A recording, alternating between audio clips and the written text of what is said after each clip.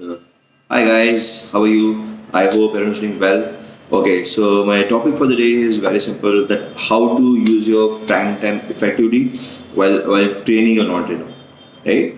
Understand that before you start training somebody, that your first job when you enter the office, that is to always be happy and positive. Right? So if you see the 8 steps which we actually learn, the first 4 steps are actually implemented over here, right? Where step number one says, right, having a positive mental attitude. Understand that we as human beings, everybody goes through different cycles of emotion, right? We have to ensure as leaders that when we walk into office, that we separate our professional life different and personal life different. As soon as you walk into office, maybe let's say 8 o'clock or 9:30, whatever time we start according to different cities, you need to ensure that whenever you enter office, that you have to be the most positive guy into your office, right? When you're happy, right, you attract happy people, right? And if you want your team members to learn from you and them also want to be happy, then you have to be happy first, right? So your first, right, and the most important point, that always have a positive attitude. Be happy when you walk into office. Second, to train somebody, like whenever I train my non-trainers, right, I never call them on time, right? What do you mean by that? I call them always before the time. If the timing is 9:30, I ensure I reach office by 9. Right, I am there to greet every one of my team members, and the person I'm training, right, I call that person 9:15. Always have the 15 minutes extra time for yourself. Understand that when we train, right, there are different sessions which are planned on day-to-day basis. Right, never depend on the sessions. Right, so when I come early, when I get my non-trainers early, 15 minutes at least minimum, that those 15 minutes helps me to train the person better. Right, this is step number 2 of 8 steps. That being early, right, and that's where being early actually counts. Right, where if you teach a non-trainer how to submit the deals, how to submit rec sheet, when the entire office is empty, when the music is not so loud, when people are not doing pitching practice, it's not a big ruckus, right? That's actually a time when you get where there's no distraction around. The person is looking at you, listening to you, understanding what you're saying, right? You're not getting distracted by the crowd's noise, right? So being early helps you to train the person effectively. Third, when you come early, that's step number 3 of 8 steps which you follow, right? Being prepared, right? Always be prepared in terms of what you're going to train and not train, right? Never, do your sessions, planning in the morning, but your planning has to be done prior, a day night before, basically, right? Why? Because when you already planned, you know what topics to run with the person, right? You have a pointers planned, so then your sessions are not haywire, right? But when your topics are planned and let's say you have a pointers, this is my 5 pointers you want to run or 10 pointers you want to run, right? The person understands the training more better, right? So always be prepared, like when you're going to train somebody, right? So what I do is that every night when the person goes after the field, after they go home, I tell them to text 3 things to learn, which they learn throughout the day, and 3 things that they want to learn the next day. So whatever my training sessions are going to depend on those 3 things, right, which they want to learn the next day. So what happens that makes a person feel that I'm just not telling them to write those things, but it's also being monitored on a day-to-day level, which helps them to grow effectively. Because understand your training has to be bespoke training. Right? Every person has a different capacity of learning, different timing of learning, and different time zone. Right? So when you train someone, right, always bespoke your training and teach them according to their potential. Right? Not everybody can learn the entire page on day one, but there are some people who can learn the entire page on day one, right? So ensure you bespoke your training, be prepared with the topics, tell them a day prior what they want to learn the next day, right? Use your training trackers effectively, right? There are sessions of mentality, there are sessions of mechanics, right? Use those both wisely, so that before a non-trainer goes independent, right? All those topics have been taken out, right? Next point, which is the step number 4 of the 8 steps, 100% effort, right? When you're training somebody, right, just don't train the person for the fuck of it just because everybody else is training, right, and you want to prove your trainer, your owners that you're also training and you're doing some work in the office, but train them, they'll say, right? When you train them by heart, right, those people actually go out and become leaders. And those people eventually go out and help you, to build a team where they also build a team of 3 to 4 people under your team of 10 to 12 people. right? So put your 100% genuine effort when you train somebody. You understand when the person comes back after the induction, after the expectation meeting, right? They are coming back because of you, because they trust you as a leader, that you are going to show them how they can grow in this business, how they can make money, how they can go to the next stage, how they can go to the chair, how they can handle a team of 5-10 people.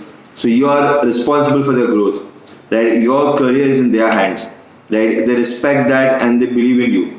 So when those people come back and help you, right, to be a part of your team, and because of which you're called as a team leader, because they are there in your team, right? Ensure you're putting 100% effort when you're training those people, right? Now while training them, right, what I always do is that I have to be the loudest guy in the office, right? Now what I mean by loudest is just not about shouting, right? It's about my body language, right? When I say body language, right, I have to be like a magnet, right? Where even if other leaders or other non-leaders are just walking around the office, seeing my enthusiasm and seeing my body language, right, they want to stand over there and understand what I'm doing.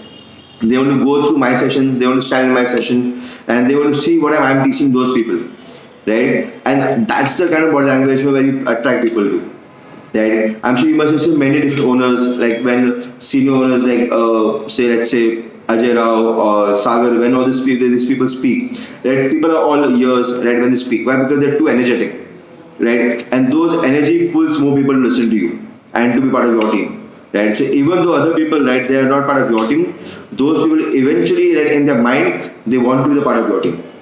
And be like that leader, and the people want to follow you, irrespective whether they're part of your team or not, right? While training them, when you're using body language, ensure, right, you're also using your whiteboard and the marker, right? Never train the person just by using the merchandise, right? Obviously you have to use the merchandise, but always use a whiteboard and marker while training a non-trainer, right? When you write something, right, it gets registered in the person's mind.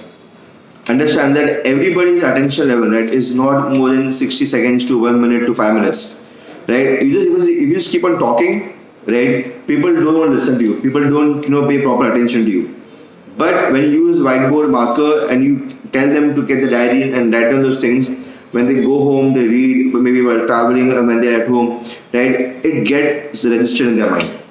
Maybe not, let's say, at that point of time, but once they go through it, it helps them to understand and implement those things, right? So always use a whiteboard and marker while you're training someone, right? Always do a proper role play with merchandise, right? Just don't take pitching practice like a normal, okay, I'll stand over here and you give your pitch, but use the merchandise properly, like a proper role play, how it's going to happen on the field, right? Different way of introductions, how to tackle different objections, how to react to different situations, right? Everything in a crisp way, the way it's going to happen on the field, right? My job is to show them in the office.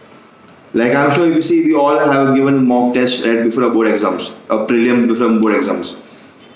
The prelims and the mock test that used to be the same how it's going to happen in the board exams. Right? But that helped us to be prepared before. Right? So same like that, when the person is going on a field, it's like when the person is going on a war. Right? When the person is going on a war, the person need to have all the necessary equipments, right? All the necessary armor with them. What is the armor over there? Is your education. Yes, and the next point is right now I don't move forward right until and unless like the one concept of my non-trainer is not done perfectly.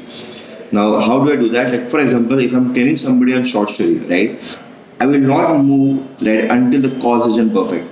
Then once the cause is perfect, I won't. I will do the condition part. I will make the person do the cause and condition again, right? And I will not go ahead until that cause and condition isn't perfectly the way I do it, right? To understand how can people get promoted in a good rate and in a better way, right? When those non-trainers right start copying you in the same way, right? And once you teach them the same way and they copy in the same way, right? That's the time, right? The amalgamation of your training and their implementation helps them to become a leader and also to become eventually a higher level, right? So I do not go forward until one concept is clear. To understand, if for me, it's just not about putting a tick mark or the training trackers, but ensuring that every sessions which I'm running with the person or every small bits and pieces I'm running with the person is done properly, right? Yes. Next point, right? Do not keep your non-trainers right with any other leaders. Understand that those people are part of your team, right? Because you take them out for evaluation, right? They came back because of you, and the reason you're called a senior leader or team leader because they are part of your team, right? If you want to be part of their team and if you want them to respect you, right, throughout, always take those people's responsibility, right? Understand that they just came back because they want to learn from you, and just because you are lazy and we are lazy a particular day, and what happens, we tell our other teammates in the location or other trainers in the location, do a basic patient practice with them, right? Now that does not help the person to go way forward in the business.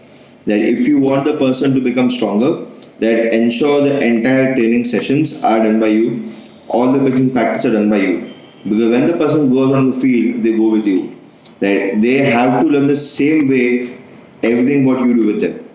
So once they learn in the office, that's when they can implement on the field, right? Next thing, every day, right? Whatever you learn, make them learn, and whatever they learn on the field, right? I normally what I do is I normally don't give a feedback that much on the field. Right? My feedback sessions happen the next day morning. So in my prime time, right, whatever they did previous day, let's say a person gives 7 presentation, right? Whatever feedback I have to give for those person for that 8 presentations, I will give in the prime time. Right? Why? Because that prime time, the person is motivated towards learning, right? And you give those feedback on the field. I know we use something as hamburger theory. I do that, but it helps me, right, to get the person more confident, right, when I'm training them in the office. Right? That means when I'm training them in the office and when I tell them what the areas of improvement they have to follow, right, which they can follow today in the field, right, I do that in the office in the morning. I don't do on the field, but I do in the office. Right? And last point, right? Whatever you teach, right, in the office, ensure you make them implement on the field. Right? It should not case like where you teach closes in the office, right, and you only let their person to do only introduction on the field. Right? Whatever they have learned with your personal sessions in the patient practice in the prime time and the common sessions happens for the entire location, the person has to implement those same things on the field, and that's when actually our training has been realized in a better manner, where person is learning day-to-day basis things which have been taught. Otherwise, right, it's a very mix of confusion for the person what they're learning and what they're implementing, right? So these are the basic pointers which I normally follow while training my non-trainer, right? I hope you guys learn from the same, and let's make every non-trainer a massive high roller, and they become monsters, and then they become a team leaders, right? Thank you so much.